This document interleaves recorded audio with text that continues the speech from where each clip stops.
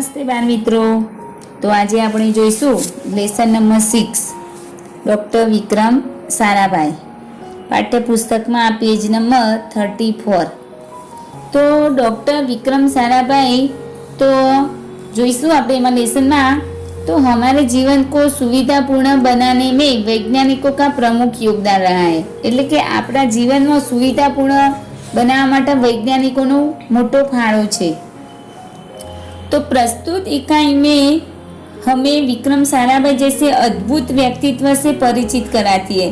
तो આપણે આ પાઠમાં વિક્રમ સારાભાઈના अद्भुत व्यक्तित्वનો परिचय આપી છે, जिन्होंने विज्ञान प्रौद्योगिकी, विज्ञान विषय, शिक्षण, उद्योग, वाणिज्य એટલે કે व्यापार, व्यवसाय, प्रबंध आदि अनेक क्षेत्रों में देश की प्रगति के लिए उल्लेखनीय कार्य किया है. એટલે કે દેશની પ્રગતિ માટે એમનું ઉલ્લેખપૂર્ણ કાર્ય છે. उनके जीवन की घटनाओं से प्रेरित होकर अवलोकन, परीक्षण व परिश्रम से वैज्ञानिक दृष्टिकोण विकसित कर हम भी महान वैज्ञानिक बन सकते हैं और मानव जाति की अनुपम सेवा कर सकते हैं. तो તેમના જીવનની ઘટનાઓથી આપણે અવલોકન એટલે કે નિરીક્ષણ કરવું, પરીક્ષણ એટલે કે પરીક્ષાઓ व અને પરિશ્રમ એટલે કે મહેનત से वैज्ञानिक दृष्टिकोणથી વિકસિત કર આપણે મહાન વૈજ્ઞાનિકો બની શકીએ છીએ અને માનવ જાતિની આપણે અનુપમ સેવા કરી શકીએ છીએ. તો લેસનમાં જોઈશું હવે. तो एक ऐसे महान वैज्ञानिक थे जब वे मात्र 2 वर्ष के थे तब गुरुदेव रविंद्रनाथ टैगोर ने भविष्यवाणी की थी कि यह बालक बड़ा होकर बहुत यशस्वी बनेगा और उस बालक ने उनकी भविष्यवाणी अपने कर्मों से सच साबित कर डाली.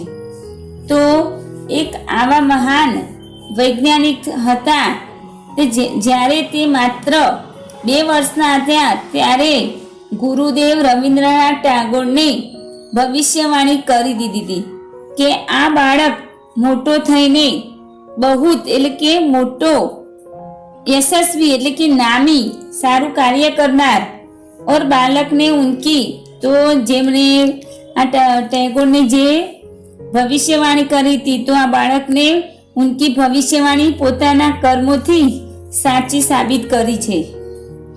तो क्या आप जानते हैं वे कौन थे? तो શું તમે જાણો છો કે આ કોણ હતા? તો वे थे हमारे महान वैज्ञानिक डॉक्टर विक्रम साराभाई. तो તે હતા આપણા મહાન વૈજ્ઞાનિક डॉक्टर विक्रम साराभाई. डॉक्टर विक्रम साराभाई का जन्म 12 अगस्त सन 1912 को अहमदाबाद में हुआ था.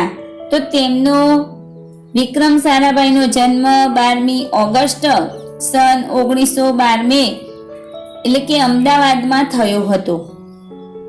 उनका परिवार एक प्रतिष्ठित उद्योगपति परिवार था. तो તેમનો પરિવાર એક પ્રતિષ્ઠિત એટલે કે વ્યવસ્થિત ઉદ્યોગપતિ પરિવાર હતો. એટલે કે એમના પરિવારમાં બધા ઉદ્યોગપતિઓ હતા. पिता का नाम अंबालाल तथा माता का नाम सरला देवी था. तो એમના પિતાનું નામ અંબાલાલ અને માતાનું નામ સરલા દેવી હતું. વિક્રમ સારાભાઈ 8 ભાઈ બહેન थे. तो विक्रम साराभाई 8 भाई बहन હતા. बाल्यकाल से प्रतिभावान विक्रम साराभाई के बचपन का यह प्रसंग उनके सफलता हासिल करने के बुलंद इरादे को दर्शाता है. तो बाल्यकालમાં તેજસ્વી એટલે કે બુદ્ધિશાળી વિક્રમ સારાભાઈના બચપનનો એટલે કે બાળપણનો આ પ્રસંગ છે. તો તેમને સફળતા પ્રાપ્ત કરવા માટેનો એટલે कि बुलंद એટલે कि ऊंची इच्छा दर्शावे छे. तो जब वह 5-6 साल के थे तो अपने परिवार के साथ शिमला गए. तो જ્યારે તે 5-6 વર્ષના હતા ત્યારે તે તેમના પરિવારની સાથે शिमला જાય છે. तो शिमला में उनके पिता श्री अंबालाल के नाम ढेरों चिट्ठियों आती थी. તો શિમલામાં જ્યારે ગયા ત્યારે તેમના પિતાશ્રી પર અંબાલાલના નામ પર ઢેરો એટલે કે વધારે पत्रों आवता था। तो यह देखकर बालक विक्रम के मन में भी इच्छा हुई कि उनके नाम भी खूब सारे पत्र आए। तो જ્યારે વિક્રમ સારાભાઈ 5-6 વર્ષના હતા ત્યારે એમને પણ આવું જોઈને એવો વિચાર આવ્યો કે એવી ઈચ્છા થઈ કે મારા નામ ઉપર પણ સારા આવા પત્રો આવે। तो इसलिए कई लिफाफों पर अपना नाम तथा पता लिखा और डाक घर में डाल दिए। तो એટલા માટે તેમને લિફાફો એટલે કવર પર પોતાનું નામ અને પોતાનો એટલે કે સરનામું લખીને टपाल पेटी में नाखे छे। फिर क्या था, उनके नाम पर ढेरों चिट्ठियों आने लगी। तो पछी तेमना नाम ऊपर वधारे पत्रों आवा लाग्या। पिता ने देखा तो पिताए जोयू तो उनके मन में बालक विक्रम के इस काम के पीछे के उद्देश्य को जानने की इच्छा हुई। तो पिता ने जोयू तो उनके मन में એટલે કે તેમના મનમાં પણ બાળક વિક્રમ વિશે એટલે કે જે આ કામ કરે છે તેના પાછળ ઉદ્દેશ્ય જાણવાની એમને ઈચ્છા થઈ। असलियत मालूम होने पर उन्हें हंसी आई, लेकिन सफलता पाने की इच्छा जानकर अच्छा भी लगा। तो असलियत એટલે કે હકીકતની વાત માલુમ એટલે કે ખબર પડી ત્યારે તેમને થોડું હસવું પણ આવે છે, પરંતુ સફળતા પ્રાપ્ત થવાથી એટલે કે ઈચ્છા જાણકર એટલે કે આવી સફળતા પ્રાપ્ત થવાથી એમને એટલે કે સારું પણ લાગે છે। जब वह 8 साल के थे तो साइकिल पर विभिन्न कलाबाजियां करते और लोगों को अचंभित कर देते। तो જ્યારે તે 8 વર્ષના હતા ત્યારે સાયકલ પર અલગ અલગ કલાબાજીયા એટલે કે અલગ અલગ સાયકલ પર ખેલ કરતા હતા અને લોકોને અચંબિત એટલે કે ચકિત કરી દેતા હતા। તો ઉन्हें સાહસિક કારનામે પ્રિય थे। તો તેમનામાં સાહસિક કામો વધારે પ્રિય હતા। ગણિત તથા ભૌમિતિકી के प्रति उनकी गहरी दिलचस्पी थी।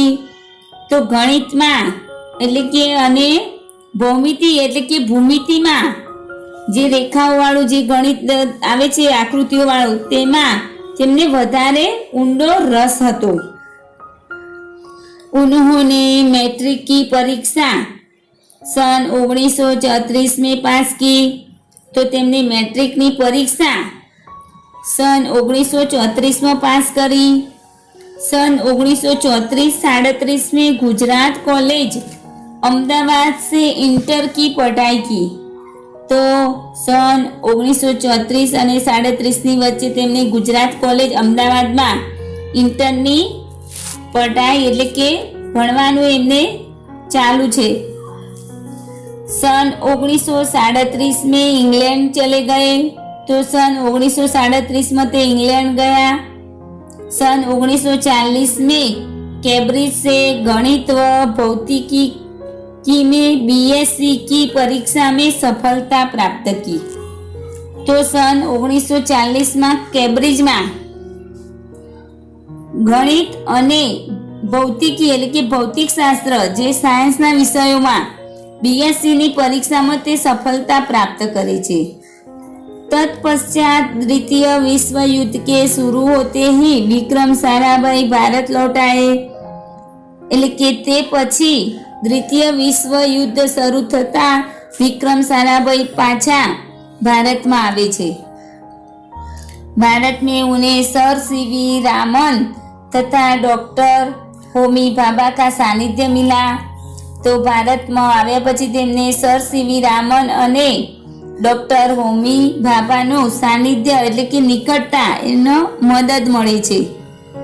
वहाँ राष्ट्रीय स्वतंत्रता आंदोलन से बड़े प्रभावित हुए। तो ते राष्ट्रीय स्वतंत्रता आंदोलन में વધારે प्रभावित થયા। सन 1942 में वह मृणालिनी स्वामी नाथन के साथ विवाह सूत्र में बंधे।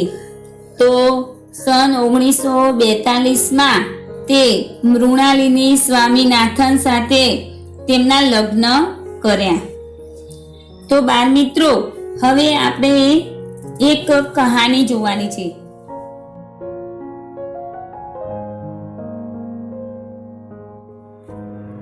તો બાળ મિત્રો, આજે આપણે જે કહાની લેખન જે તમારે લખવાની છે તે, તો આ જ કહાની તમારે હિન્દીની નોટમાં જ લખવાની રહેશે. તો પહેલાં તમારે ઉપર હેડિંગમાં લખી દેવાનું કહાની લેખન, પછી નીચે મુદ્દા લખવાના, પછી હેડિંગ આપી દેવાનું પ્રયત્ન સે સફળતા. તો આપણે જોઈશું આ વાર્તા. તો એક રાજા था, एक राजा હતો. वह था तो बहुत पराक्रमी, पर उसके पास सैन्य बल अधिक न था. तो એ રાજા હતો પણ તેની પાસે બહુ પરાક્રમી તો હતો, પણ તેની પાસે સૈન્ય બળ એટલે કે જે સૈનિકો હતા એ અધિક નહોતા. तो पड़ोसी राज्य के राजा ने उसकी इस कमजोरी से लाभ उठाने का निश्चय किया. तो जे पड़ोसी राज्यનો જે રાજા હતો એટલે કે આ રાજા પાસે વધારે સૈન્ય બળ નથી, એટલે કે એના જોડે આ કમજોરી છે, તો એનો લાભ ઉઠાવવા માટેનો એનો નિશ્ચય કર્યો. तो उसने उस पर हमला कर दिया. तो જે પડોશી રાજ્યનો જે રાજા હતો તો આ રાજા ઉપર हमला कर दे છે, એટલે કે હુમલો કરે છે. घमासान लड़ाई के बाद हमला એટલે કે ઘમાસાન લડાઈ કે બાદ પહેલા રાજા હાર ગયા. તો ઘમાસાન લડાઈ કરી તો તેના પછી જે પહેલો રાજા હતો એ હારી જાય છે. ઉસે અપને રાજપાટ સે હાથ ધોના પડા. તો તે તેનું રાજપાટ છોડીને એટલે કે ચાલ્યો જાય છે. પછી પરાજિત રાજા શત્રુ કે ભય से जंगल में भाग गया. तो जे पराजित થઈ ગયો આ રાજા, તો તે શત્રુ કે એટલે કે દુશ્મનના ભયથી તે જંગલમાં ભાગી જાય છે. वही एक पहाड़ की गुफा में उसने शरण ली. तो તે ત્યાં એક પહાડની ગુફામાં તે उसने शरण ली એટલે કે ત્યાં સૂઈ જાય છે. तो एक दिन वह उस गुफा में निश्चित होकर बैठा था. तो તે એક દિવસ આ ગુફામાં चिंतित થઈને એટલે કે બેઠેલો છે.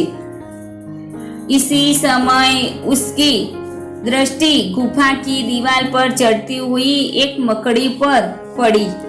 तो તે સમયે તેની નજર ગુફાની જે દિવાલ છે તો તેના ઉપર એક મકડી એટલે કે જે મકોડી હોય તેને ચડતી જોવે છે.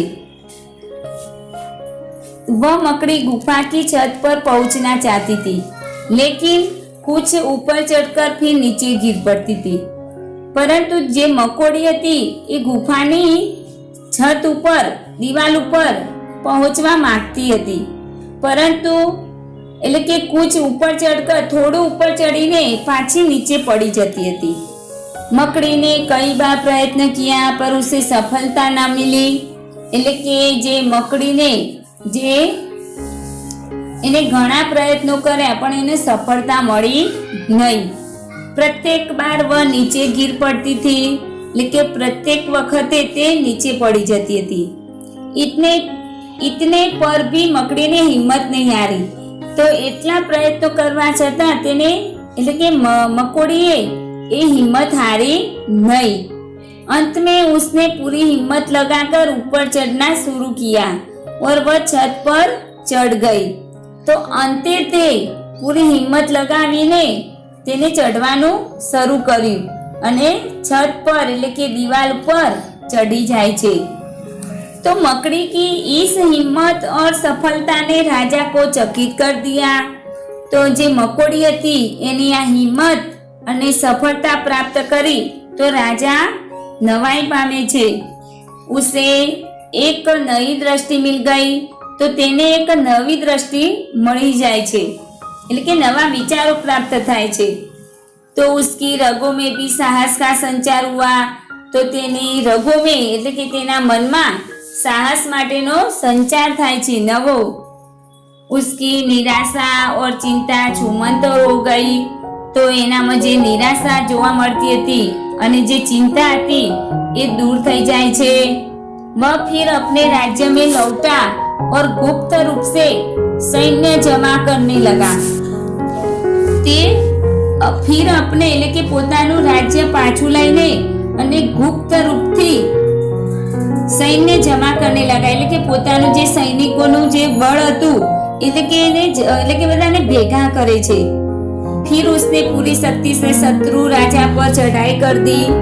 तो फरीथी તેને જે પૂરી શક્તિથી જે શત્રુ એટલે કે જે દુશ્મની રાજા હતો એના પર ચढ़ाई करे છે। उसने आत्मविश्वास से युद्ध किया और वह जीत गया। તેને પોતાના આત્મવિશ્વાસથી યુદ્ધ શરૂ કર્યું અને તે જીતી જાય છે। શત્રુ રાજા મારા ગયા, જે દુશ્મની રાજા હતો એ મરી જાય છે। और उसकी बची हुई सेना दुम दबाकर भाग गई। तो जे राजा मरी जाए छे अने एनी जे सेना छे दुम दबाकर भाग गई એટલે કે जती रहे छे, भागी जाए छे। इस प्रकार राजा को अपना राज्य तो मिला ही, शत्रु का राज्य भी मिल गया। तो ए प्रकार थी राजा ने तो पोताનું राज्य तो મળ્યું અને શત્રુ એટલે કે જે દુશ્મનનું રાજ્ય હતું એ પણ એને મળે છે। તો બાળ મિત્રો, આ પરથી આપણને આ વાર્તા પરથી એ શીખ મળે છે કે सचमुच એટલે કે સાચે छोटे छोटे जीवों से भी हम बहुत कुछ सीख सकते हैं। तो नाना नाना जीव जंतुओं परથી આપણને કંઈક सीखवा મળે છે। निष्फलता मिलने पर भी प्रयत्न जारी रखने से अंत में सफलता जरूर मिलती है। भले निष्फलता મળે છે પરંતુ આપણે પ્રયત્ન જારી એટલે કે પ્રયત્ન રાખવાથી અંતમાં સફળતા જરૂર પ્રાપ્ત થાય છે। તો થેન્ક યુ બાળ મિત્રો।